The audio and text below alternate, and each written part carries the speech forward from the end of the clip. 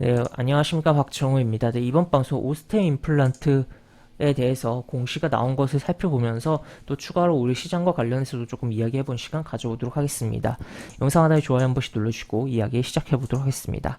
일단 오스템 임플란트 정정 공시가 나왔습니다. 횡령에 대한 정정 공시가 나왔는데 지금 보시면 이제 금액이 늘어났어요. 발생 금액이 쭉 내려보면은 이게 2021년뿐만 아니라 20년도에도 이제 횡령이 있었다라는 것을 좀 체크를 해볼 수가 있겠고, 그래서 이제 총 횡령 금액 자체는 늘어났다. 다만 2020년에 횡령했던 금액은 반환이 돼서 사실상 이제 금액적인 부분에 변동은 없다라고 하는데, 어쨌든 그럼에도 불구하고 기업의 이미지가 굉장히 타격을 받고 또 추가로 이제 어쨌든 거래가 정지되어 있는 상황이기 때문에 지금 개인 투자자분들과 또 추가로 이제 이 종목 같은 경우는 기관 투자자들 외국인들도 많이 들어가 있는 부분이기 때문에 시장 심리에 악영향을 상당히 줄 수가 있다. 자산 운용사들도 지금 뭐 비상이 걸렸다라고도 생각을 해볼 수가 있겠죠.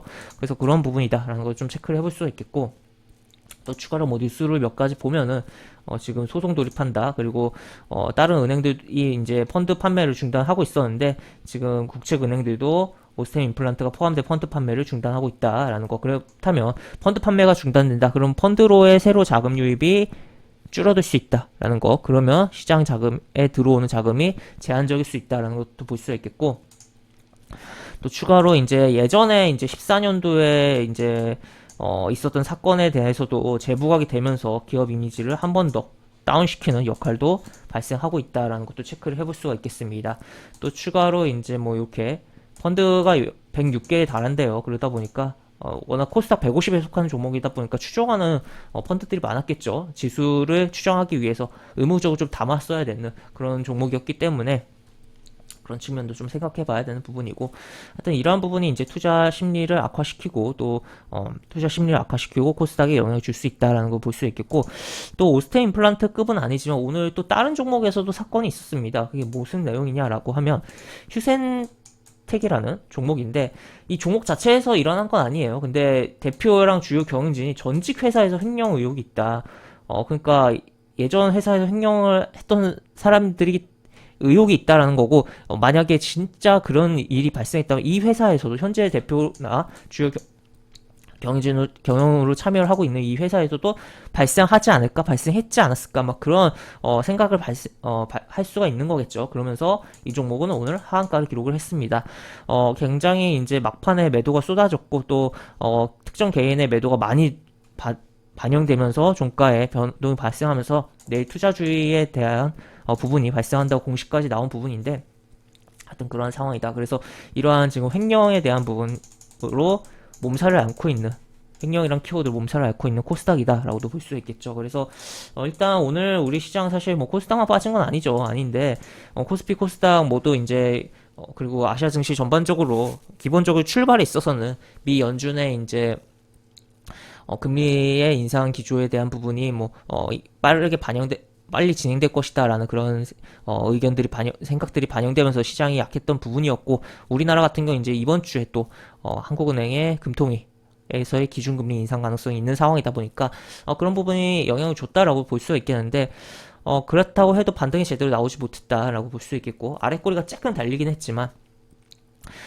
지금 장중에 이제 중국 같은 경우는 인민은행이 돈을 푼다라고 하면서 시장이 확실하게 플러스로 전환까지도 보여줬던 부분인데, 우리는 그렇지 못하고 부진한 흐름이 연출됐다라고도 볼 수 있겠는데, 결국에 그러한 배경에는 이러한 지금 오스템 임플란트라든지 또 그 외에도 이렇게 이제 어떻게 보면 시장의 신뢰를 떨어뜨릴 수 있는 부분들이 좀 작용하지 않았나라고도 볼 수 있겠죠. 특히 그리고 또 오늘 같은 경우는 이제 기존에 이제 카카오페이 주식 매도에 대한 부분이 굉장히 뭐 부각이 되면서 먹튀 논란이 부각되면서 카카오의 이제 공동대표가 됐다가 그 내정이 됐던 사람이 이제 사퇴를 하는 사태도 발생한 부분이기 때문에 그런 것도 좀 생각을 해볼 수가 있겠고, 하여튼 이제 코스닥도 그렇고 또 코스피도 그렇고 시장 자체의 심리에 대해서 악영향을 주는 부분이 좀 꽤 있었다라고도 볼 수 있겠습니다. 그래서 하여튼 그런 부분들 생각을 해볼 수 있겠고, 또 추가로 이제 뭐 코스피 코스닥 따질 거 없이 전체로 봤을 때 이제 금융투자 배당을 노렸던 고 들어왔던 그 돈이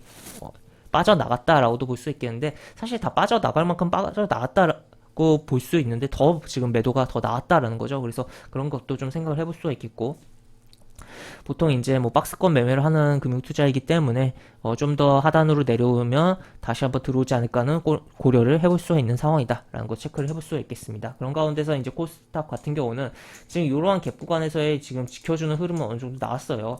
하지만 이제 이때 사실 반대 매매가 좀 나오면서 시가가 개파락이 나왔으면 오히려 좋았을 텐데 그러지 못했거든요. 사실 금요일날.